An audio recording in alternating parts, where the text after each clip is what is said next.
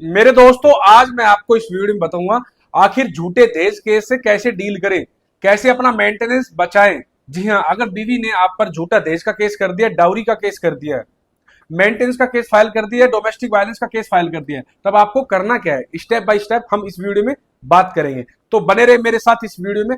मैं हूं Virendra Chauhan from Shaurya solution अब। वीडियो स्टार्ट कर देते हैं। दोस्तों, शादी करने से पहले आप एक एग्रीमेंट बनवा ले।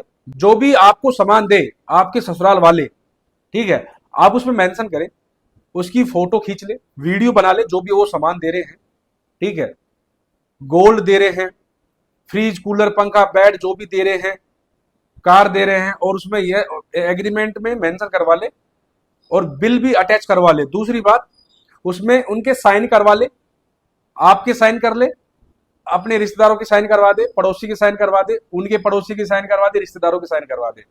सारी चीज जो भी वो देंगे आपको, वो सारी चीज आपको डिटेल में मेंशन करवानी है और साइन करवाना है। ठीक है, एक कॉपी उनको दे देनी है, एक कॉपी हमें अपने पास रख लेनी है, ताकि इन फ्यूचर में हम पर फॉल्स केस करना चाहे, झूठा दहेज का केस करना चाहे, तो वो कर ना सके, ताकि हम ये एग्रीमेंट एज ए एविडेंस के रूप में कोर्ट में सबमिट कर दें। इलाहाबाद हाई कोर्ट ने भी बोला है कि भैया, शादी से पहले लड़की वाले जो भी दे या लड़के वाले जो भी एक्सचेंज करते सामान, उसमें सारी चीजों की लिस्ट होनी चाहिए। ठीक है, ताकि मैट्रिमोनियल में डिस्प्यूट हो तब बीवी फोर्स एलिगेशन न लगा पाए, यह कहना पाए कि हमसे दहेज मांगा गया। तो इस प्रकार से आपको एक एग्रीमेंट बनाना है। ठीक है, अब दूसरे पॉइंट की बात करते हैं। अगर भैया आप शादी हो गई है, बीवी ने आप पर डाउरी का केस कर दिया है, ठीक है, तो सबसे पहले आपको एंटीसिपेटरी बेल ले लेनी है। जी हाँ, देखो वैसे तो अरनेश कुमार का जजमेंट है, सुप्रीम कोर्ट ने डायरेक्शन दी है, अगर बीवी पुलिस स्टेशन में कंप्लेन दर्ज करवाने जाती है तो 90% केस के अंदर तो उसको परामर्श केंद्र में भेजा जाना चाहिए। जी हाँ, उनकी काउंसलिंग होना मैंडेटरी है। ठीक है, तो पहले आपकी काउंसलिंग होगी। ठीक है, इसके बाद अगर मैटर सॉर्ट आउट नहीं होता है तो आपके खिलाफ एफआईआर दर्ज होगी। फिर वो आपको नोटिस देंगे। पहले 41A का नोटिस दिया जाता था हस्बैंड को गिरफ्तार करने से पहले, अरेस्ट करने से पहले, जिसमें सजा 7 साल और 7 साल से कम है। उसमें पुलिस के पास पावर है कि वह नोटिस सेंड करेगा, ना कि वह डायरेक्ट अरेस्ट करेगा। ठीक है, कुछ स्पेशल रीजन होते हैं, तब स्पेशल रीजन बताने के बाद रिटर्न में वह लिखेगा, तभी वह अरेस्ट कर पाएगा। पहले नोटिस दिया जाता था 41A का, सीआरपीसी 41A, लेकिन अब नोटिस दिया जाएगा नए कानून के अनुसार, BNSS का सेक्शन 35 का सबक्लोज 3 के तहत वह नोटिस आपको देगा।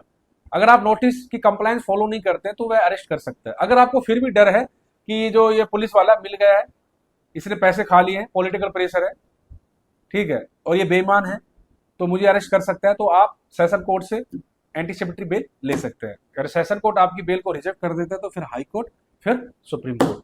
अब तीसरे पॉइंट की बात करते हैं। जैसे आपके नाम की झूठी एफआईआर होती है, झूठे दहेज केस की एफआईआर होती है, तो अब आपको क्या करना है, सीधे हाई कोर्ट में जाना है। BNSS भारतीय नागरिक सुरक्षा संहिता का सेक्शन 528 के तहत सीधा हाई कोर्ट में एफआईआर क्वाशिंग के लिए चले जाना है, पेटिशन लगा देनी है। जी हाँ, पहले सेक्शन था सीआरपीसी 482, लेकिन अब ये सेक्शन है BNSS 528। अब चौथे पॉइंट की बात करते हैं। अगर बीवी कोई भी ऐसा केस डालती है डायरेक्ट कोर्ट में, मेंटेनेंस का या डोमेस्टिक वायलेंस का, या फिर चार्जशीट कोर्ट में पेश हो गई है, झूठे साक्ष्य दे रही है वाइफ, और झूठे एफिडेविट दिया है वाइफ ने, जो कुछ भी डॉक्यूमेंट्स या शब्द पत्र फर्जी दिया है, तो आप उनके खिलाफ सीआरपीसी सेक्शन 340 के तहत कार्रवाई करवा सकते हैं। जी हाँ, सीआरपीसी सेक्शन 340 के तहत कार्रवाई करवा सकते हैं। अगर वो गिल्टी पाए जाते हैं तो उन पर क्रिमिनल चार्जेस लगेंगे। जी हाँ, जो सीआरपीसी सेक्शन 340 है ना, ये ओल्ड लॉ है हमारा।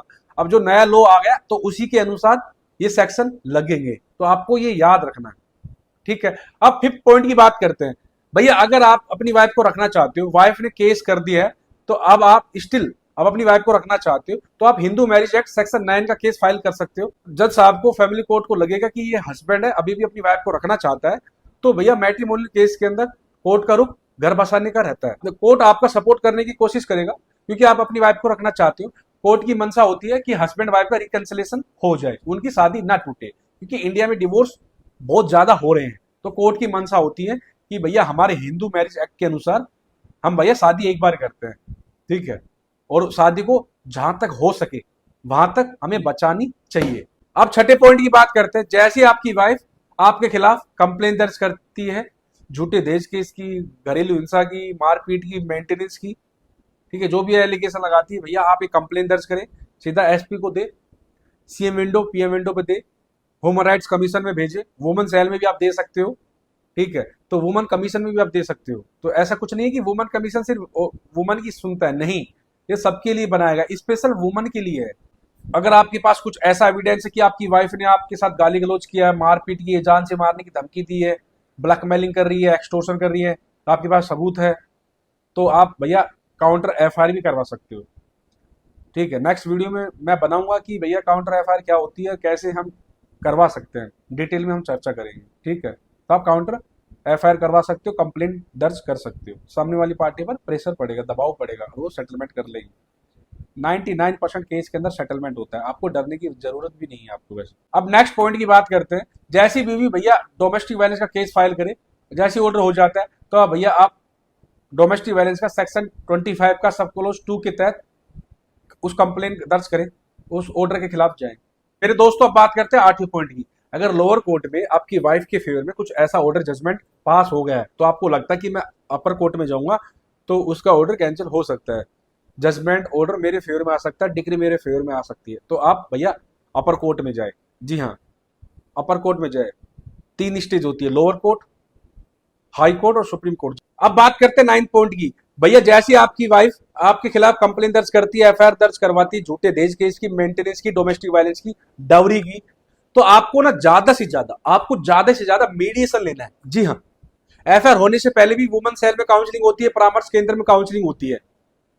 इसके बाद मैटर कोर्ट में चला जाता है, तब भी कोर्ट में आप मीडिएशन के लिए बोल सकते हो। जी हाँ, बार बार बार बार आपको मीडिएशन में मैटर भेजना है और कहना है कि मुझे तो रखना है भैया, मुझे तो रखना है, मैं तो डाइवोर्स चाहता भी नहीं हूं। तो ये सारी चीजें आपको रखनी है, बार बार मीडिएशन लेना है, फोकस करना है कि रिकैंसलेशन हो जाए, आपका मैटर लंबा खींच जाएगा।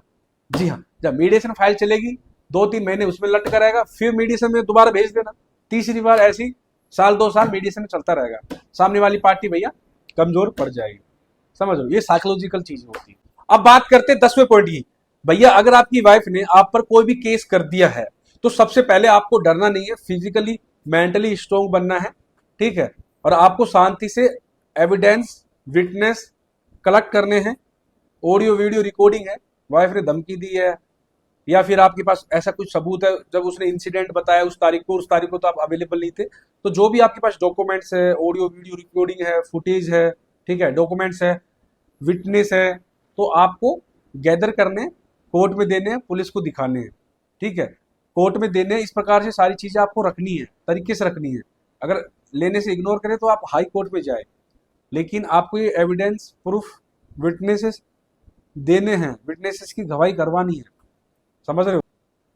अगर वाइफ ने मेंटेनेंस का केस फाइल किया, डोमेस्टिक वायलेंस में उसने मेंटेनेंस का फाइल किया है, या हिंदू मैरिज एक्ट सेक्शन 24 में मेंटेनेंस का केस फाइल किया है, तो भैया आपके पास सबूत है कि वाइफ अर्निंग है, या फिर एडल्ट्री में रहती है, या फिर वह बिना कोई सॉलिड रीजन के आपसे दूर रहती है, तो इस कंडीशन में मेंटेनेंस नहीं दिया जाता है, लेकिन आपको कोर्ट में प्रूव करना पड़ेगा। जी हाँ, तो आपका मेंटेनेंस ऑर्डर होने से बच जाएगा। तो दोस्तों वीडियो कैसी लगी? अगर अच्छी लगी तो लाइक कर दे, शेयर कर दे, सब्सक्राइब कर दे। Thank you.